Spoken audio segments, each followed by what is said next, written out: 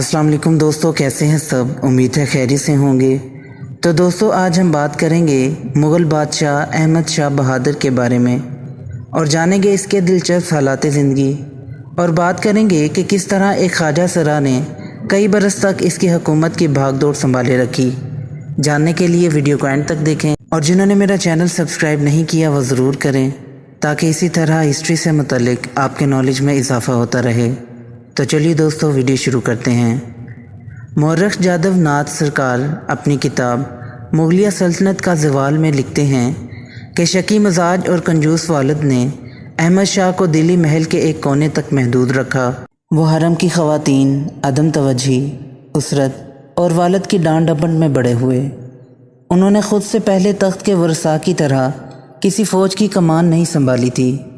انہیں نہ تو اتنا وظیفہ ملتا کہ عمومی راحتوں میں رہ سکیں، نہ انہوں نے چوگان، جانوروں کی لڑائیوں اور شکار جیسے شہزادوں کے کھیل کھیلے۔ یوں بڑے ہونے پر وہ کند ذہن، نرم خو، بیوقوف نکلے۔ اپنی شخصیت تو تھی نہیں، کوئی اور جیسے اور جدھر چاہے ہانک سکتا تھا۔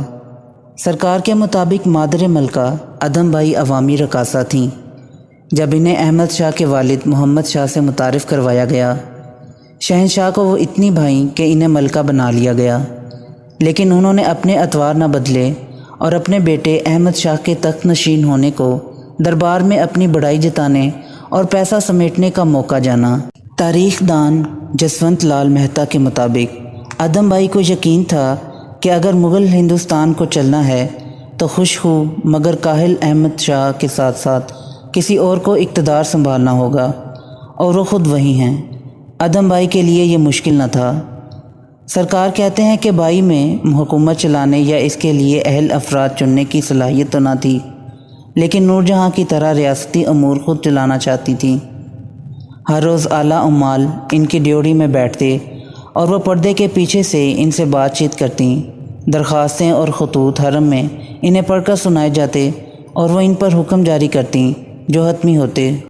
احمد شاہ کی والدہ کے اپنے ذاتی ملازم جاوید خان، جو نوجوان اور وجیح خواجہ سرا تھے اور طاقتور شخصیت کے مالک تھے، سے قریبی تعلقات رہے۔ شاہی وقار میں تب کمی آئی جب خواجہ سرا جاوید خان دیرینہ شاہی قواعد کے برعکس شاہی حرم میں راتیں بھی گزارنے لگے۔ جاوید خان محمد شاہ کے دور میں حرم کے ملازمین کے نائب منتظم اور بیگمات کی جائیدادوں کے منتظم رہ چکے تھے۔ وہ ادم بائی کے خاوند کی وفات سے پہلے ہی ان کے ذہن اور جسم پر قابض ہو چکے تھے۔ بائی کے بیٹے احمد شاہ کے تخت سنبھالنے پر جاوید کی ترقی کی رفتار تیز ہو گئی۔ انہیں 6 ہزاری دے دی گئی۔ اقتدار ہاتھ آیا تو عیش اور نشاط کا سامان کرنے والوں میں گر گئے، اور شہنشاہ تو اقتدار اور سماج کی ذمہ داریوں سے صرف نظر کیے جیسے اس سب کے لیے تیار بیٹھے تھے۔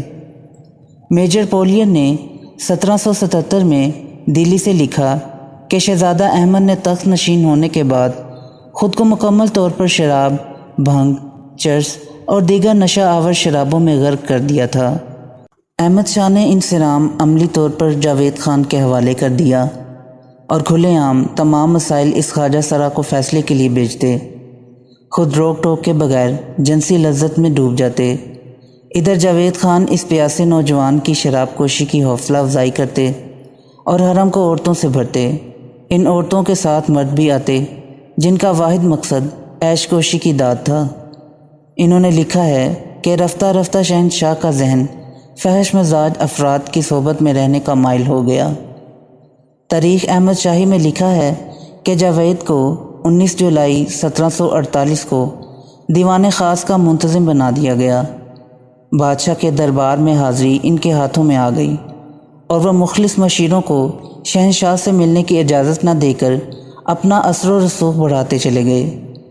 درباری مورخ شاکر خان کے مطابق انہیں جاسوسی کا محکمہ، شاہی ہاتھی انعامات اور تقرر، بیگمات کی جائیدادوں اور شہنشاہ کے خزانہ خاص کا بھی نگران بنا دیا گیا۔ انہیں 7 ہزاری منصب اور نواب بہادر یعنی شہنشاہ کے نائب کا خطاب کے ساتھ شاہی مراتب، خلعت اور پالکی سے بھی نوازا گیا۔ سرکار کا کہنا ہے کہ جاوید خان اب جنگ اور امن، محصولات اور تنظیم کے فیصلے کر رہے تھے۔ ان کا واحد مقصد شہنشاہ اور ملکہ کو خوش رکھتے ہوئے اعلیٰ ترین طاقت اور اس کے ذریعے دولت اور ثروت کا حصول تھا۔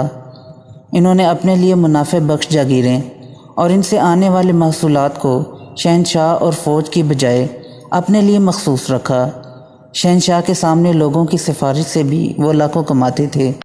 تاریخ احمد شاہی کے مطابق جب شہنشاہ ان کے معاملات کو جاوید کے تابع کرتے تو امراء کو یہ بات بہت کھلتی تھی۔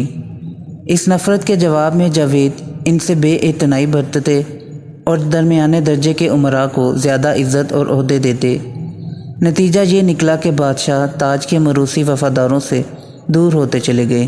اخلاقی انحطاط کی رفتار بڑھتی گئی اور احمد شاہ کے اقتدار کے دوسرے سال کے اختتام پر انتظام و انصرام کمزور ہو چکا تھا۔ ریاست کے ستون ہر روز متزلزل ہوتے تھے۔ شہنشاہ نہ کبھی اپنی مملکت کا پوچھتے، نہ سپاہ کا، نہ خزانے کا۔ جاوید خان جو تمام امور ریاست پر قابض تھے، اپنی فطرتی استعداد کے مطابق انہیں چلاتے اور شہنشاہ کو یقین دلاتے کہ سب کچھ قواعد کے مطابق ہو رہا ہے، تاکہ شہنشاہ کچھ ایسے امور سے بھی ہاتھ کھینچ لیں جن پر ان کی پہلے سے نظر تھی۔ شہنشاہ لذت میں ایسے مگن ہوئے کہ پورا ایک کوس یعنی 4 مربع میل پر محیط علاقہ خواتین کے لیے مخصوص کر دیا، اور شہنشاہ اس آرام گاہ میں ان کی صحبت میں 1 ہفتہ یا 1 مہینہ تک گزار دیتے۔ شہنشاہ احمد شاہ نے اپنے دور کے آخری 2 یا 3 برسوں میں ریاست کے امور خود چلانا شروع کیے۔ پورے 6 گھنٹے مصروف رہتے، اس دوران نہ کچھ کھاتے نہ پیتے، علاقوں سے آئی خبریں پڑھتے، صوبے داروں کے خطوط کا جواب دیتے، شکایات سنتے، فوجی فہرستوں کا معائنہ کرتے، مالی اور انتظامی معاملات پر حکم جاری کرتے، مگر ان پر کبھی عمل درآمد نہ ہوتا۔ عماد الملک نے بے بس شہنشاہ سے تخت چھین لیا اور ایک اور مغل شہزادے عزیز الدین کو قید سے نکالا اور عالمگیر دوم کے خطاب کے ساتھ تخت نشین کر دیا۔ نئے شہنشاہ نے احمد شاہ کی گرفتاری کا حکم دیا۔ تاریخ احمد شاہی کے مطابق 1 ہفتے بعد سابق شہنشاہ اور ان کی والدہ کی آنکھیں نکال دی گئیں۔ احمد شاہ بہادر سلیم گڑھ قلعہ میں قید رہے۔ شہنشاہ شاہ عالم ثانی کے دور میں 1 جنوری 1775 میں 49 سال کی عمر میں وفات پا گئے۔ ان کے ایک بیٹے محمود شاہ بہادر بیدار بخت نے 1788 میں شاہ جہاں چہارم کے طور پر مختصر طور پر حکومت کی۔ تو دوستو یہ تھی آج کی ویڈیو پسند آئی ہو تو لائک ضرور کریں اور میرے چینل کو سبسکرائب کریں۔ پھر ملتے ہیں ایک نئی ویڈیو کے ساتھ، تب تک کے لیے اجازت دیں۔ اللہ حافظ۔